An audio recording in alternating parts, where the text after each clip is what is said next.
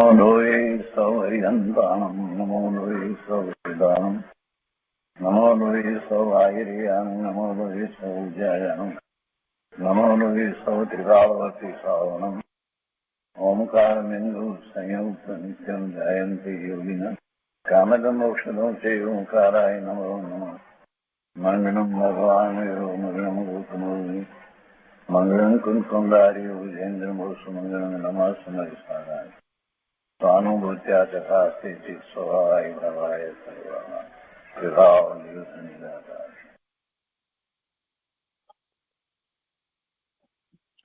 સ્વાનુભૂતિ દર્શન. પ્રસમમૂર્તિ પૂજ્યબહેન શ્રી ચંપાબેનની સ્વાનુભૂતિ માર્ગ પ્રકાશક તત્વ ચર્ચા એટલે સ્વાનુભૂતિ દર્શન એનો આપણે સ્વાધ્યાય કરી રહ્યા છીએ. મુમુક્ષુઓએ પૂછેલા પ્રશ્નોના પૂજ્યબહેન શ્રી ચંપાબેને જે સમાધાનો આપ્યા, ઉત્તર આપ્યા છે તેનું આ પુસ્તક છે સ્વાનુભૂતિ દર્શન. એમાં આપણે પ્રશ્ન 28 સુધી સ્વાધ્યાય કર્યો છે. આજે 29મો પ્રશ્ન લઈએ છીએ. પુસ્તકમાં પાના નંબર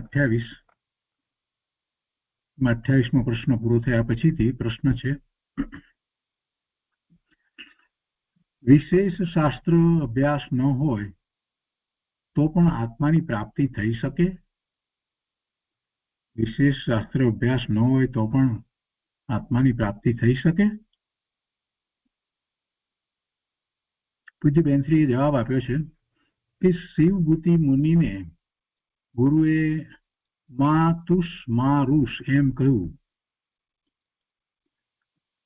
પરંતુ એટલું પણ તેઓ ભૂલી ગયા અને તુષ માસ થઈ ગયું. તો ત્યાં એક બાઈ દાળ ધોતી હતી. તે પોતરા અને દાળ જોઈ અને તેમને થયું કે પોતરા જુદા છે અને દાળ જુદી છે.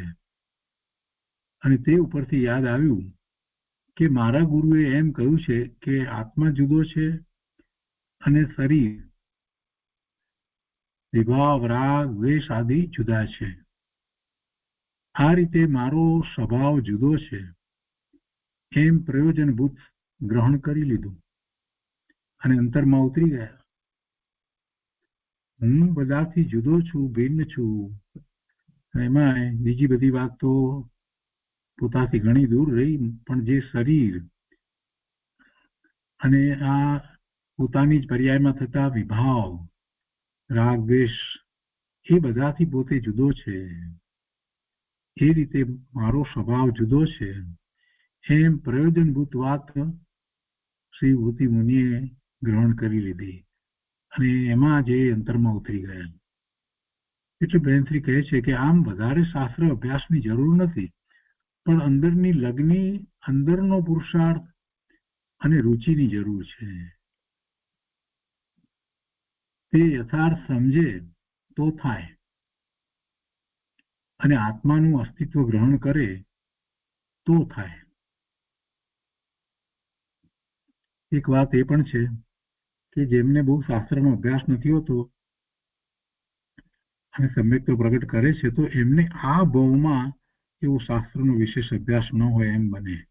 પણ એના પૂર્વના ભાવોની અંદર એને આ બધું જીનવાણી પ્રાપ્ત કરી હોય, એ સમજ્યો હોય, એને એવા નિર્ણયો થયા હોય, ઘણું બધું થયું હોય.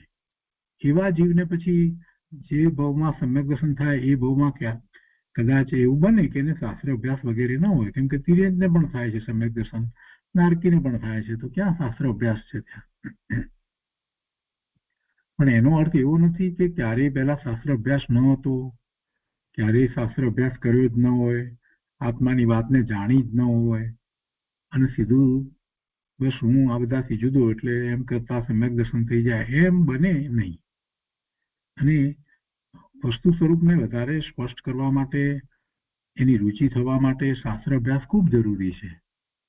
પણ કેટલાકને એટલી બધી તીવ્ર બુદ્ધિ ન હોય તો ઘણી જુદી જુદી અપેક્ષાથી વાત કરવામાં આવી હોય એ થોડીક સમજવી અઘરી પડે.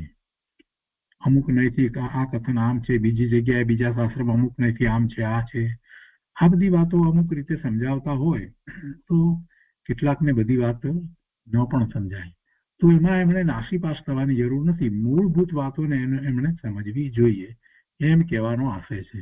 પણ શ્રીભૂતિ મુનિનું ઉદાહરણ લઈ અને પ્રમાદ કરી અને શાસ્ત્ર અભ્યાસ ન કરીએ એવી કોઈ વાત નથી. બેનશ્રીનો એમ કહેવાનો કોઈ આશય નથી. પણ ભેદ જ્ઞાન મહત્વનું છે કે આ રીતે મારો સ્વભાવ જુદો છે એમ પ્રયોજનભૂત ગ્રહણ કરી લીધું અને અંતરમાં ઉતરી ગયા. આમ વધારે શાસ્ત્ર અભ્યાસની જરૂર નથી, પણ અંદરની લગ્ની, અંદરનો પુરુષાર્થ અને રુચિની જરૂર છે. તે યથાર્થ સમજે તો થાય, અને આત્માનું અસ્તિત્વ ગ્રહણ કરે તો થાય. આત્માનું અસ્તિત્વ ગ્રહણ કરે તો થાય. અંતર સ્વરૂપ સમજવાની જરૂર છે. આત્મા બીજાથી જુદો છે, તે જ્ઞાયક છે, આનંદથી ભરેલો છે, મહિમાવંત છે, તે કોઈ જુદું જ તત્વ છે. આત્મા બધાથી જુદો છે, તે જ્ઞાયક છે, આનંદથી ભરેલો છે, મહિમાવંત છે, તે કોઈ જુદું જ તત્વ છે એમ અંતરમાંથી સમજે તો થાય.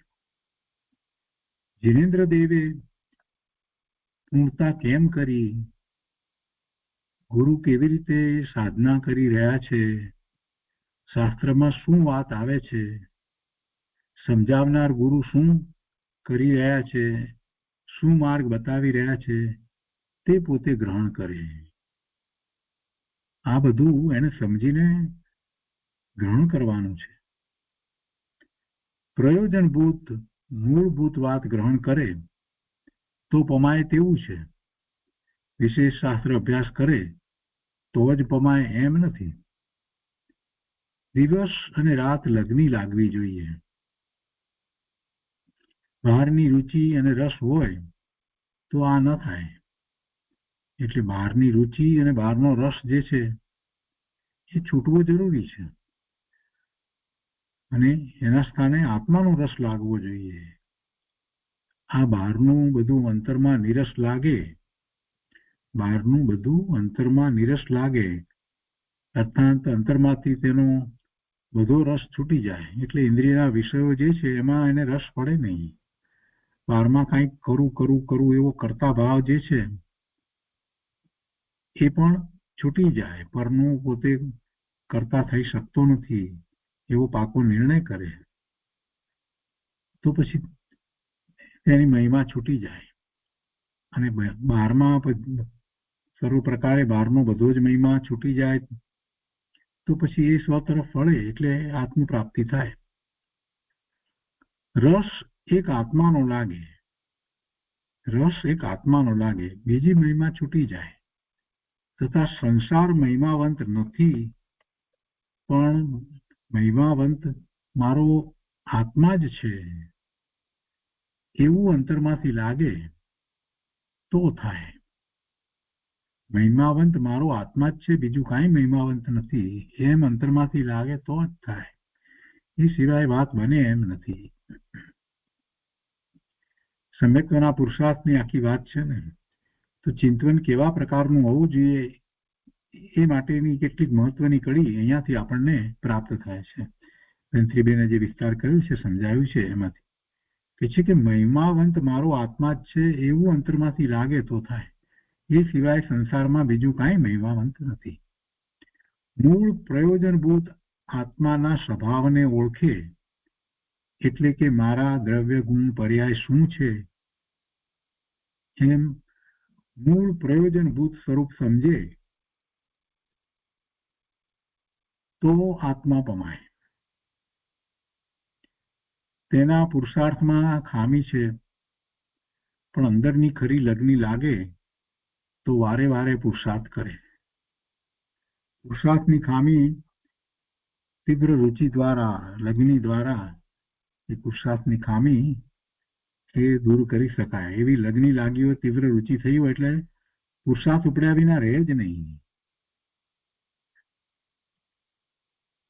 રુચિ અનુયાયી વીર્ય એમ કહ્યું છે ને, એટલે જે તરફની રુચિ હોય એ તરફ બધું જ વીર્ય ઉલસે છે. એટલે પુરુષાર્થ પછી એ રીતે થાય છે, વારંવાર પુરુષાર્થ થાય. સાચી રુચિ હોય તો વારે વારે પુરુષાર્થ થયા જ કરે. જો રુચિ મંદ પડે, એટલે આત્માની રુચિ જો મંદ પડે, સ્વરૂપની પ્રાપ્તિની રુચિ મંદ પડે, તો વારંવાર પુરુષાર્થ કરી ઉગ્ર કરે. ફરી વધારે રુચિ અને વારંવાર પુરુષાર્થ કરી અને રુચિને પણ ઉગ્ર કરે, પોતાની ભાવના જે છે એને પણ એ જ રીતે ઉગ્ર કરે. લગ્ની અંદરથી લાગવી જોઈએ. આત્માની લગ્ની અંદરથી લાગે તેને ક્યાંય ચેન પડે નહીં. એકમાત્ર પોતાનો આત્મા, અને એમ હોય તો પછી કામ થાય. મુમુક્ષુએ પાછો પ્રશ્ન કર્યો કે લગ્ની ઘણી લાગી છે પણ પુરુષાર્થ ઉપડતો નથી. કેટલી વિરોધાભાસી વાત છે. લગ્ની લાગી હોય, સાચી લગ્ની લાગી હોય તો પુરુષાર્થ કર્યા વગર રહે? સાચી લગ્ની લાગી હોય ને પુરુષાર્થ ન કરે એવું બને? એને માટે પ્રયત્નશીલ ન થાય, એને માટે ઉદ્યમશીલ ન થાય એમ બને? કંઈક પૈસા કમાવાની વાત હોય અને પછી એમાં લાગી ગયું કે ના તો આ તો કરવું જ છે, તો પછી કેવો પ્રયત્ન કરવા લાગી જાય છે. પછી કાંઈ જોતો નથી કે શું તકલીફ પડશે જવા આવવામાં, આમાં તેમાં વગેરે કાંઈ વિચાર કરતો નથી, દોડીને જાય છે. એટલે આત્માની લગ્ની લાગી હોય તો પુરુષાર્થ ન ઉપડે કેમ બને? લગ્ની ઘણી લાગી છે પણ પુરુષાર્થ ઉપડતો નથી એટલે શું? પુરુષાર્થને શું એ સમજ્યા છે ભાઈ? એ વિચારવા જેવી વાત છે. પણ બેનશ્રી એ શાંતિથી જવાબ આપે છે કે લગ્ની લાગે અને પુરુષાર્થ ન ઉપડે એવું બને જ નહીં. અને પુરુષાર્થ ન ઉપડે તો લગ્ની જ લાગી નથી, તો જ પુરુષાર્થ ન ઉપડે. નાની વાત હોય એમાં પણ જો એમ થઈ જાય કે ના ના આ તો કરવું જ છે, કરવા જેવું જ છે બસ, તો પછી એને મુખ્ય કરે, બીજું બધું ગૌણ કરી અને એની પાછળ પડી જાય. એ કાર્ય પૂરું ન થાય ત્યાં સુધી એને ચેન ન પડે. તે શું થયું? એ પ્રયત્ન થયો, પુરુષાર્થ થયો, ઉદ્યમ થયો. તો એવી રીતે આત્માની લગ્ની લાગી હોય તો આત્માની પ્રાપ્તિ ન થાય ત્યાં સુધી એને ચેન પડે નહીં. એટલે પુરુષાર્થ ઉપડે જ. એમ એક ઉદાહરણ આપ્યું છે એમને કે અંદરથી તૃષા લાગી હોય તો તે પાણી ગોતવાનો પ્રયત્ન કર્યા વગર રહે જ નહીં. એટલી બધી તૃષા એવી રીતે લાગી હોય તો પછી પાણી શોધ્યા વગર રહે જ નહીં. છે કે પાણી ક્યાં છે, ક્યાં મળશે પાણી, એમ શોધ્યા વગર રહે જ નહીં. પણ અંદર તરસ જ લાગી નથી તો પછી ક્યાં વિચાર કરે? ઠીક છે, પાણી જયારે મળશે ત્યારે પીશું, કેમ કે તરસ જ લાગી નથી ને. એટલે એમ વિચાર કરે છે. પણ તરસ લાગી હોય, સખત તરસ લાગી હોય, તડકામાં ખૂબ ભર્યો હોય, રખડ્યો હોય, કેટલા કલાક થઈ ગયા હોય અને પાણીનો સોર્સ પડતો હોય, ત્યારે પછી શું શોધે? બીજી બધી વાત કહીએ તો પણ ખૂબ ભારો, હમણાં પેલા પાણી જો ક્યાં મળે છે, અહીંયા પાણી શોધવા દો, આસપાસમાં ક્યાંય પાણી મળે છે કે નહીં, પછી બીજી વાત. અને એની માટે પ્રયત્ન કર્યા વગર રહે જ નહીં. શ્રીએ બહુ સુંદર ઉદાહરણ આપ્યું છે. પણ અંદર તરસ જ લાગી નથી તો પછી શું? તો માત્ર માહિતી મેળવે કે આ રસ્તે આગળ જતા ક્યાં પાણી મળશે, શું મળશે, ઠંડુ મળશે આગળ, બસ એટલી માહિતી મેળવે, એથી વિશેષ કાંઈ નહીં. એને માટે પ્રયત્ન કરે એવું પણ ન થાય, બીજો રસ્તો પલટીને જાય એવું પણ ન થાય. કે છે કે લગ્ની લાગે તો પુરુષાર્થ થાય જ, અને તો માર્ગ મળ્યા વગર રહે જ નહીં. માર્ગ પણ પ્રાપ્ત થાય, નિમિત્તો પણ મળે, બધું જ થાય. ગુરુદેવે વિધિ ઘણી સ્પષ્ટતાથી બતાવી છે, પણ પોતાને અંદરથી લાગે તો વિધિ ગોતે ને. ત્યાં ગુરુદેવે કયા પ્રવચનમાં કેવી રીતે વિધિ બતાવી, આ બધું કોણ શોધે? જેને એની ગરજ હોય એ શોધે, એની લગ્ની લાગી હોય તો એ શોધે. એટલે ખરેખર લગ્ની લાગી જ નથી. પુરુષાર્થ નથી થતો, લગ્ની લાગી છે ને પુરુષાર્થ નથી થતો, એમ પેલા ભાઈએ કહ્યું તો શ્રી કહે છે કે ખરેખર લગ્ની લાગી જ નથી. અને વિધિ એક જ છે કે આત્માને ઓળખવું. આત્માને ઓળખ્યા વિના આત્માની લગ્ની લાગશે ક્યાંથી? આત્માનું અસ્તિત્વ ગ્રહણ કરવું. આત્મા કોણ છે? આત્મા શાશ્વત છે, તે કઈ રીતે છે વગેરે વિચાર કરીને નક્કી કરે. પોતાને માટે એ બધી વાત પોતાની પર ઉતારીને નક્કી કરે કે હું કોણ છું, મારું સ્વરૂપ કેવું છે, હું શુદ્ધ આત્મા છું, તો આ મલિનતા ક્યાં છે, બધો વિચાર કરે અને વિચાર કરી અને નક્કી કરે અને એકત્વ બુદ્ધિ પર સાથેની એકત્વ બુદ્ધિ તોડવાનો પ્રયત્ન કરે. પરમાં પોતાપણાની બુદ્ધિ છે એને છોડવાનો પ્રયત્ન કરે. પોતે જે શુદ્ધ છે એ પોતાનું ત્રિકાળી શુદ્ધ દ્રવ્ય એનું મહાત્મા આવે અને બીજું બધું જે છે એ રૂપે પોતે નથી એવા નિર્ણયો કરે અને પછી એ આગળ વધે તો સાચો પુરુષાર્થ થાય. મંત્રી કહે છે કે પરમાર્થ પંથ એક જ છે પણ તે પોતે કરતો નથી. તો એ 29મા પ્રશ્નનું સમાધાન થયું. એ પછી 30મો પ્રશ્ન છે, બહારની મીઠાશ હજી છૂટતી નથી તો આત્મા મેળવવા શું કરવું, આગળ કેમ જવાય? પાછું જાણે છે કે બહારની મીઠાશ હજી છૂટતી નથી એટલે આત્મામાં જવાતું નથી, આત્માની પ્રાપ્તિ નથી થતી, તો આગળ કેમ જવું? હવે દેખીતી વાત છે, ઉત્તર તો તે જાતે જ પ્રભુ આપી દીધો ને કે બહારની મીઠાશ હજી છૂટતી નથી તો બહારની મીઠાશ છોડ. અને બહારની મીઠાશ છોડવા માટે બીજે ક્યાંક મીઠાશ લાગવી જોઈએ, બીજે મહાત્મા લાગવું જોઈએ. આત્માનું મહાત્મા લાગે એવો અભ્યાસ વારંવાર સાંભળવું, આ બધું કરવામાં આવે તો પછી એનું મહાત્મા આવે અને પછી આપોઆપ બહારની મીઠાશ છૂટતી જાય. વેન્થ્રીએ બહુ સરસ સમાધાન આપ્યું છે. વેન્થ્રી કહે છે કે આત્મા બધાથી જુદો કોઈ અપૂર્વ છે, એમ આત્માને ઓળખે. આત્મા બધાથી જુદો કોઈ અપૂર્વ છે, પોતાનો આત્મા, એમ આત્માને ઓળખે તો ભવનો અંત થાય. એટલે કે એમ જો કરે છે તો પછી બીજે બધેથી રુચિ ઘટી જાય છે, સ્વની રુચિ થાય છે અને પછી તો સમ્યક દર્શનથી માંડી અને કેવળ જ્ઞાન સુધીના બધા જ પુરુષાર્થ થાય. મૂળ વાત તો આ છે, આત્માને એને ઓળખવો જોઈએ. મંત્રી આગળ કહે છે કે ગુરુદેવે જ્ઞાયકને ઓળખવાનો માર્ગ બતાવ્યો છે. પોતે જ્ઞાયક જે જાણનારો છે તે ગુરુદેવે એવા જ્ઞાયકને ઓળખવાનો માર્ગ બતાવ્યો છે. તેને ઓળખે તો ભવનો અંત થાય. આત્માની મીઠાશ લાગવી જોઈએ. આત્મા આનંદ કંદ છે. ગુરુદેવ ઘણી વાર એમ કહે છે ને, આનંદનો કંદ છે. આત્માની મીઠાશ લાગવી જોઈએ. અંદરથી આત્માની મીઠાશ અને તેની જરૂરિયાત લાગે તો પુરુષાર્થ થાય. પણ મોટા ભાગનાને તેની જરૂરિયાત જ નથી લાગતી. બસ અમે તો સુખી છીએ, અમારે તો બધી વાતે લીલા લહેર છે, લીલી વાડી છે, આમ છે તેમ છે, એમાંથી જ ઊંચું આવતું નથી. તો પછી આત્માની લગ્ન ક્યાંથી લાગે, આત્માની જરૂરિયાત ક્યાંથી લાગે?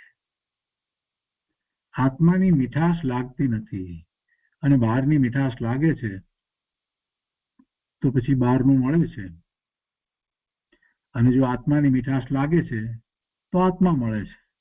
એટલે કે એવો પ્રયત્ન પુરુષાર્થ થાય છે. બહારની મીઠાશ લાગે એટલે બહાર તરફનો ઉદ્યમ થાય છે, આત્માની મીઠાશ લાગે તો આત્મા તરફનો ઉદ્યમ થાય. આત્માની મીઠાશ લાગતી નથી તો આત્મા ક્યાંથી મળે? તેને અંતરથી આત્માની અપૂર્વતા લાગવી જોઈએ, એનું મહાત્મા આવવું જોઈએ. એમાં જ આનંદ છે, સુખ છે. બીજાઓએ જે પ્રાપ્ત કર્યું છે તો એવો વિશ્વાસ લાવીને પ્રયત્ન કરવો જોઈએ. મને અનુભૂતિ નથી થતી, મેં તો આંખ બંધ કરીને ધ્યાન કર્યું પણ મને તો કઈ આનંદ આવ્યો નહીં, એવું કહેવાવાળા ઘણા લોકો નીકળે. પણ એને બદલે એને એમ વિચાર કરવો જોઈએ, જો ખરી જેને લગ્ન લાગી છે તો એમ જ વિચાર કરે કે બધાને આ થયું છે તો મને થવાનું જ છે. એ થવાનું જ છે, એ આનંદની પ્રાપ્તિ મને થવાની જ છે, એ પર્યાય થવાની જ છે. એનું કાળ પાકે ત્યારે એવી પર્યાય થવાની જ છે, પાંચે સંભાયપૂર્વક એ થવાની જ છે. મારે તો પુરુષાર્થ જ કરવાનો છે. તો એમ એ આગળ વધે. વેન્થ્રી કહે છે કે જેમ ભગવાન કોઈ જુદા છે તેમ મારો આત્મા ભગવાન જેવો છે. જેમ ભગવાન કોઈ જુદા છે તેમ મારો આત્મા ભગવાન જેવો છે આમ ઓળખે તો આગળ જવાય. ભગવાન બધાથી જુદા છે, બધાથી જુદા છે, સર્વજ્ઞ છે. તો એવી જ રીતે મારો આત્મા પણ બધાથી જુદો, ભિન્ન અને સર્વજ્ઞ સ્વભાવી, આનંદ સ્વભાવી છે. આમ ભગવાનના આત્માની સાથે પોતાના આત્માની મેળવણી કરી અને દ્રવ્ય અપેક્ષાએ પોતાનું એવું જ સ્વરૂપ છે એવો નિર્ણય નિર્ધાર કરી અને આગળ વધે તો પછી પુરુષાર્થ ઉપડ્યા વિના રહે નહીં. એટલે કે છે કે આમ ઓળખે તો આગળ જવાય. તો એ 30મા પ્રશ્નનું સમાધાન થયું. એ પછીથી 31મો પ્રશ્ન છે. શ્રીમદ રાજચંદ્રજીના વચનામૃતમાં આવે છે કે તું બીજું કાંઈ શોધમાં, એક સત્પુરુષને શોધીને તેના ચરણ કમળમાં સર્વભાવ અર્પણ કરી દે. પછી તને જો મોક્ષ ન મળે તો મારી પાસેથી લેજે. આવું કૃપાળુદેવમાં આવે છે. તો કહે છે કે તેની વિશેષ સ્પષ્ટતા સમજાવવા કૃપા કરશો. એને વિશેષ સમજાવવા માટેની ભાઈએ વિનંતી કરી છે.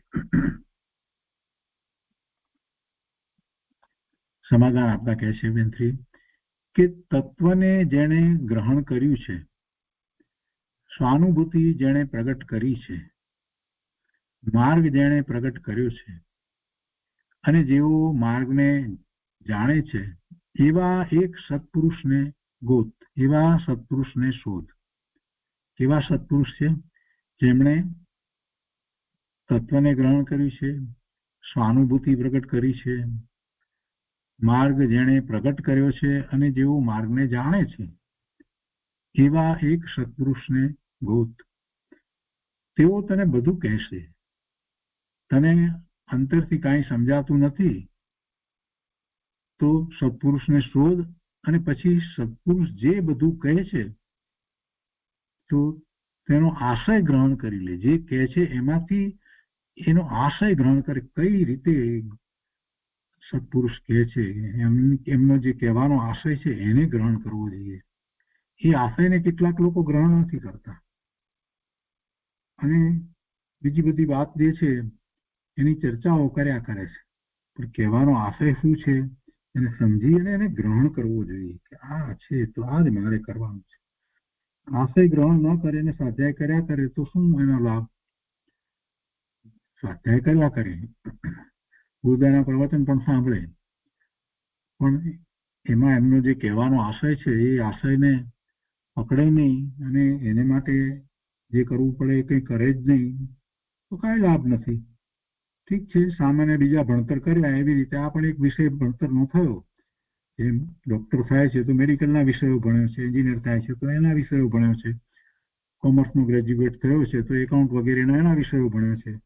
તો એવી રીતે આ પણ એક વિષય છે એ ભણ્યો, બીજું શું થાય? સ્વાધ્યાય કર્યા અને પછી એને આવડ્યું અને આ શાસ્ત્રની રચના અમુકે કરી, એની ટીકા અમુકે લખી અને પછી એમાં અમુક ગાથાઓમાં આમ છે, એમાં આમ છે, બીજા શાસ્ત્રના વિશે પણ એ જ રીતે આ એમાં આમ છે તેમ છે, આ કઈ અપેક્ષા એનું શાસ્ત્ર છે, આ ચરણાનું યોગનું શાસ્ત્ર, આ કર્ણાનું યોગનું શાસ્ત્ર, અને દ્રવ્યાનું યોગનું, બધાના રચયિતાના નામ આવડે અને ટીકાકારોના નામ આવડે. વળી પાછું વધારે હોય તો પછી એમ પણ હોય કે આમાં આટલી ગાથા છે, સમયસારમાં 415 ગાથા છે ને આમ પ્રવચનસારમાં 250 છે વગેરે વગેરે બધું આવડે એટલે શું થઈ ગયું?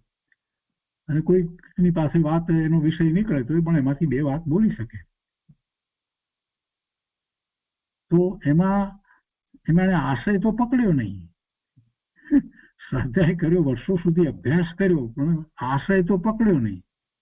મહત્વ તો આશયનું છે.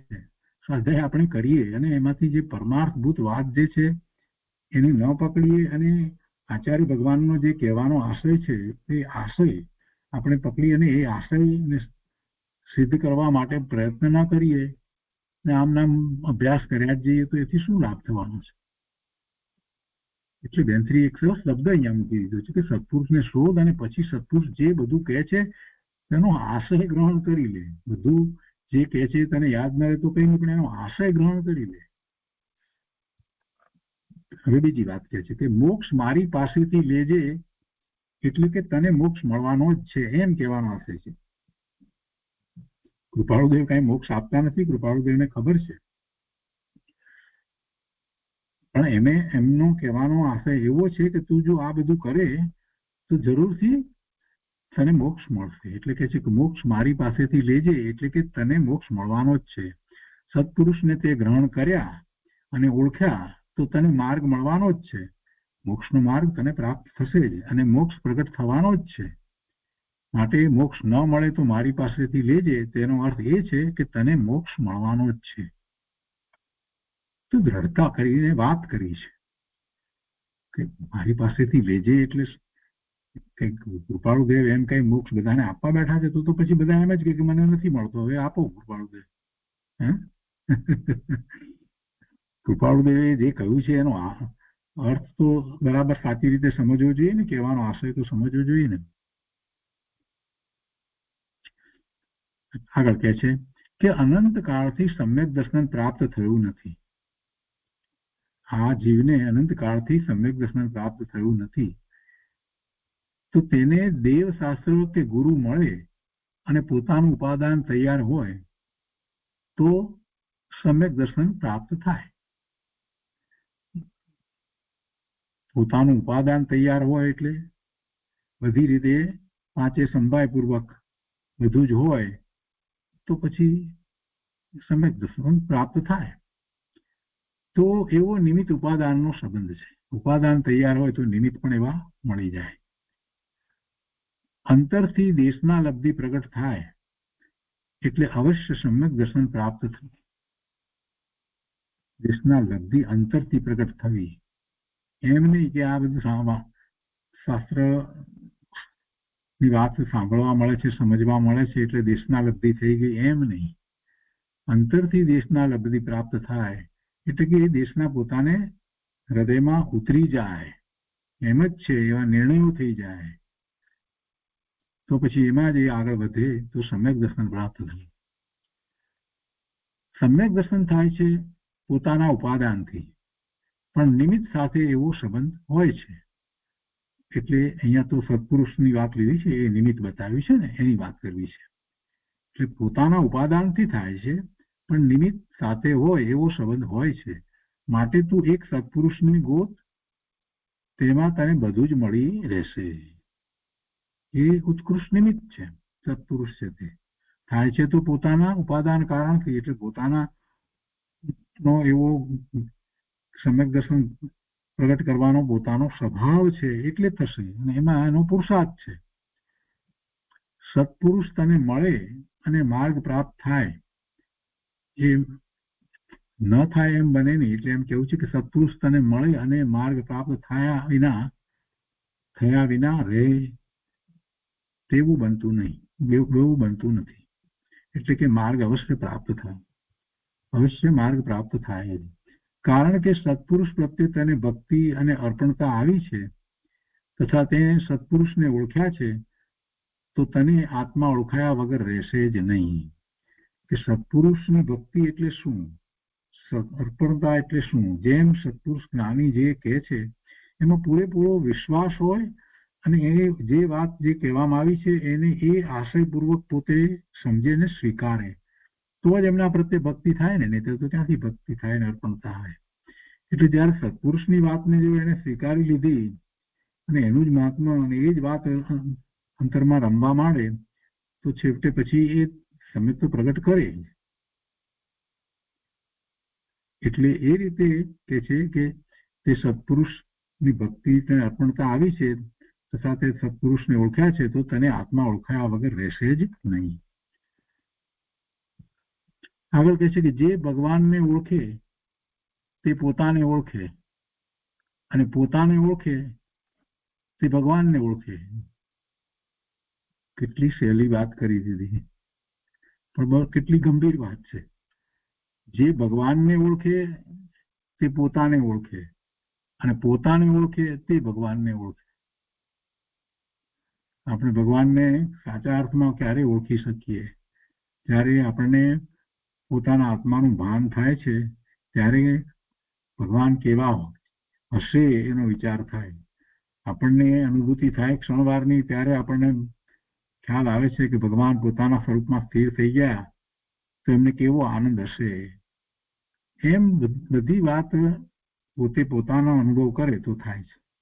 અને બીજી વાત, જ્યારે અનુભવ કરે છે એ પૂર્વે એ ભગવાનના સ્વરૂપને જાણે, કેવું છે ભગવાનનું સ્વરૂપ, ભગવાનનો પુરુષાર્થ કેવો છે, અને એ ભગવાને કેવી રીતે પ્રગટ કર્યો, આ બધું સમજે. અને દિવ્યધનીમાં આવેલી વાત કે તું પણ ભગવાનની દિવ્યધનીમાં એમ વાત આવી કે તું પણ મારા જેવો જ છો, દ્રવ્ય અપેક્ષાએ શુદ્ધ છો, સ્વરૂપનું લક્ષ કરી અને તું પણ મારી જેમ ભગવાન થા.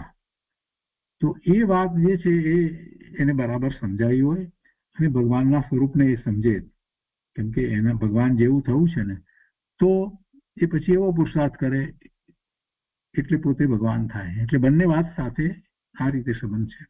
જે ભગવાનને ઓળખે તે પોતાને ઓળખે, અને પોતાને ઓળખે તે ભગવાનને ઓળખે. ભગવાનના દ્રવ્ય ગુણ પર્યાય ઓળખે તે પોતાના દ્રવ્ય ગુણ પર્યાયને ઓળખે. તું સત્પુરુષને ઓળખ તો તને આત્મા ઓળખાયા વગર રહેશે જ નહીં. તેનાથી અવશ્ય તને સ્વાનુભૂતિ પ્રાપ્ત થશે અને અવશ્ય તને મોક્ષ મળશે જ. અનાદિકાળથી પોતાને માટે અજાણ્યો માર્ગ છે. તેથી સમ્યક દર્શનની તૈયારી થાય અને પહેલું વહેલું સમ્યક દર્શન થાય ત્યારે દેવ કે ગુરુનું નિમિત્ત અવશ્ય હોય છે. માટે તું સત્પુરુષને ગોત, સત્પુરુષને શોધ, એમ કે છે. સત્પુરુષને તું ઓળખ તો તને આત્મા ઓળખાયા વગર રહેશે નહીં, એવો તેનો અર્થ છે. કૃપાળુદેવની વાતનો એવો અર્થ છે. કૃપાળુદેવે સત્પુરુષને ઓળખવાની વાત કરી છે, એમને સેવવાની વાત કરી છે. આ બધી વાત જે કરી છે એનો આખો આશય જે છે એ બેનશ્રીએ સમજાવ્યો. અને છેલ્લે કહે છે કે પોતે સત્પુરુષને ગ્રહણ કર્યા ઓળખ્યા ક્યારે કહેવાય. પછી એ વાત પણ સાથે કહે છે કે સત્પુરુષને મેં ઓળખ્યા છે, ગ્રહણ કર્યા છે, એમની સેવા હું કરું છું, એવું ક્યારે કહેવાય કે આત્માની પ્રાપ્તિ થાય તો. જો આત્મ પ્રાપ્તિ ન થાય તો સત્પુરુષને તેણે ઓળખ્યા જ નથી, ગ્રહણ કર્યા જ નથી અને તેનો આશ્રય ગ્રહણ કર્યો જ નથી. તો એ રીતે આ 31મો પ્રશ્ન એનું સમાધાન થયું. હવે એના પછી 32મો પ્રશ્ન છે कि हम तो मुक्ति के लिए पुरुषार्थ करते हैं, लेकिन नियम सार में मुनिराज कहते हैं कि मुक्ति में और संसार में अंतर नहीं है, तो वह कैसे अंतर नहीं है? अरे प्रभु, गुरुदेव બધું સમજાયું જ છે. કઈ અપેક્ષાથી વાત છે. નિયમસાર અદ્ભુત ગ્રંથ છે. કુંકુંદાચાર્ય ભગવાને એમણે પોતાની ભાવના માટે બનાવેલો ગ્રંથ છે અને બહુ ઊંચો ગ્રંથ છે. એમની ભાવના માટે જ્યારે બનાવ્યો છે તો એ ગ્રંથ પણ એવો જ છે. અને એમાં જે વાત કરવામાં આવી છે એ આત્માની વાત એ રીતે લેવામાં આવી છે કે પોતે ભગવાન આત્મા વર્તમાન પર્યાયમાં તો પણ એ તો પોતે તો એવો ને એવો ભગવાન આત્મા જ છે. કોઈ પણ પર્યાયમાં ગયો હોય તો પણ મુક્ત સ્વરૂપ જ છે. એ મુક્ત સ્વરૂપ જ છે. એ વાત કરી છે. तो बेनश्री एनु समाधान आपका कैसे कि द्रव्य की अपेक्षा से ऐसा कहा है कि लेकिन नियमसार में मुनिराज कहते हैं कि मुक्ति में और संसार में अंतर नहीं है, तो वह कैसे अंतर नहीं है? बेनश्री कहती भाई समझ रहा, द्रव्य की अपेक्षा से ऐसा कहा है. द्रव्य जैसा शुद्ध मुक्ति में है वैसा ही शुद्ध संसार में भी है. संसार पर्याय हो, संसार पर्याय है कि मुक्ति की पर्याय है, दोनों में द्रव्य तो शुद्ध ही है, शुद्ध ही रहता है. एम कैसे कि द्रव्य जैसा शुद्ध मुक्ति में है वैसा ही शुद्ध संसार में भी है. संसार पर्याय में भी द्रव्य तो शुद्ध ही है. एम कैसे वह शुद्ध सा से भरा है. वह એટલે आत्मा द्रव्य शुद्ध सा से भरा है. जैसा भगवान का द्रव्य है वैसा अपना द्रव्य है. मुक्ति की पर्याय प्रगति है, लेकिन द्रव्य तो वैसा का वैसा ही रहता है. મુક્તિની પર્યાય પ્રગટ થાય તો કઈ દ્રવ્યમાં ફેર પડે? એમાં કઈ ઘટ આવી જાય કે વધ આવી જાય? વધે ઘટે કઈ થતું નથી. દ્રવ્ય તો એવું ને એવું જ રહે છે. એ સંસાર પર્યાયમાં હોય કે સિદ્ધની પર્यायમાં હોય, द्रव्य तो એવું ને એવું જ છે. मुक्ति की पर्याय प्रगटती है, लेकिन द्रव्य तो वैसा का वैसा ही रहता है. सब विकल्प तोड़कर भीतर में जाता है तो मुक्त द्रव्य देखने में आता है.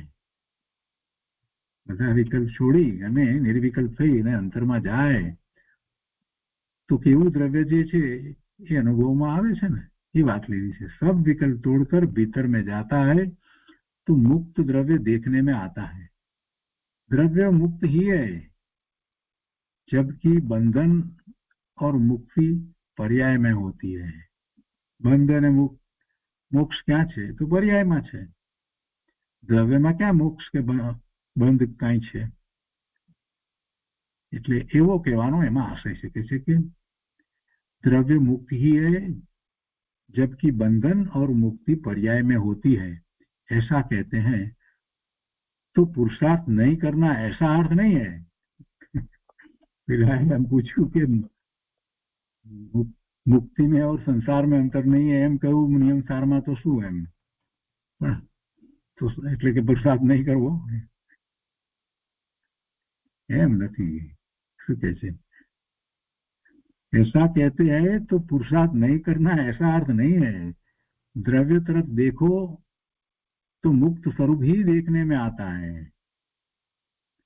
उसको बंधन या विभाव हुआ ही नहीं, उसको बंधन या विभाव हुआ ही नहीं. એટલે એને બંધન પણ થયું નથી ને વિભાવ પણ નથી થયો.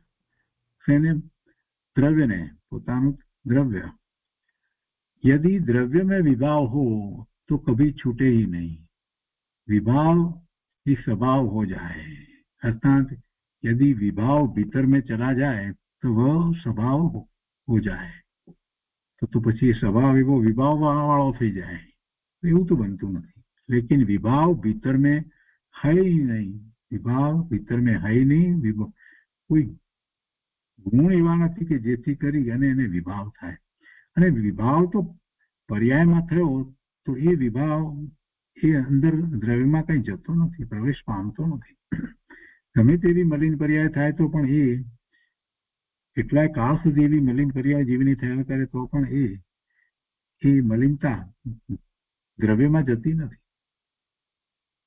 એટલે દ્રવ્ય તો જેવું છે તેવું શુદ્ધ જ રહે છે. એટલે અહીંયા કહે છે કે લેકિન વિભાવ ભીતર में है ही नहीं, इसलिए द्रव्य मुक्त ही है. આગળ પણ વધારે સમજાવે છે કે છે कि आचार्य देव पर्याय को गौण करके कहते हैं कि हम तो द्रव्य को देखते हैं. नियम सारी बात વધારે સ્પષ્ટ કરે છે. આચાર્ય દેવે એમ કહ્યું ને મુક્તિમાં અને સંસારમાં દ્રવ્ય એમ એવું જ છે. ત્યારે કહે છે કે आचार्य देव पर्याय को गौण करके कहते हैं कि हम तो द्रव्य को देखते हैं. पर्याय ऊपर दृष्टि नहीं देते. पर्याय को गौण करके और द्रव्य को मुख्य करके सिद्ध भगवान जैसा मुक्त स्वरूप आत्मा को देखते हैं. पर्याय को गौण करके और द्रव्य को मुख्य करके सिद्ध भगवान जैसा मुक्त स्वरूप आत्मा को देखते हैं. तो उसमें कुछ भी भेद देखने में आता ही नहीं. द्रव्य ऐसा मुक्त स्वरूप है तो भी आचार्य पुरुषार्थ करते हैं. जो પાછી વાત તો મૂળ વાત પાછી એમણે લીધી છે કે મુક્ત સ્વરૂપ છે છતાં આચાર્ય ભગવાન પોતે જેમણે કહ્યું કુંકુંદાચાર્ય ભગવાને એ પણ પોતે પુરુષાર્થ કરે છે ને. મુક્ત હોય સર્વથા મુક્ત હોય તો પુરુષાર્થ કરે નહીં, પણ દ્રવ્ય અપેક્ષા એ મુક્ત છે એમ કહેવામાં આવ્યું છે. પર્યાયમાં પૂર્ણ શુદ્ધતા ક્યાં આવી છે? એટલે આચાર્ય ભગવાન પોતે પણ જે કહે છે નિયમસારમાં એવા કુંકુંદાચાર્ય ભગવાન પોતે પણ पुरुषार्थ करे छे ने के छे कि द्रव्य ऐसा मुक्त स्वरूप है तो भी आचार्य पुरुषार्थ करते हैं. मुनिराज 6वें 7वें गुणस्थान में जुड़ते हैं और कहते हैं कि संसार और मुक्ति में कुछ भेद नहीं, फिर भी पुरुषार्थ करते हैं. कोई मुनिराज तो श्रेणी चढ़कर केवल ज्ञान प्रकट करते हैं, ऐसे पुरुषार्थ करते हैं, फिर भी आचार्य कहते हैं कि मुक्ति और संसार में भेद नहीं है, क्योंकि द्रव्य तरफ से देखे तो आत्मा मुक्त स्वरूप ही दिखने में आता है। દ્રવ્ય દ્રષ્ટિથી જોઈએ તો આત્મા મુક્ત સ્વરૂપ જ છે.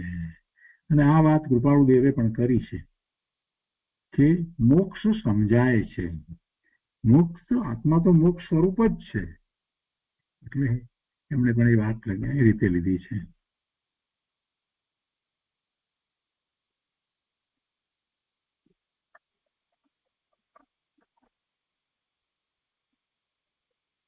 તો આજનો સ્વાધ્યાય આપણે અહીંયા સુધી રાખીએ છીએ. એ પછીનો પ્રશ્ન જે છે એ પૂજ્ય ગુરુદેવે જે વાત કરી છે એના ઉપરનો છે, તે આપણે વિસ્તારપૂર્વક પછીથી લઈશું. તો આજનો સ્વાધ્યાય 32મા પ્રશ્ન સુધી આપણે રાખીએ છીએ.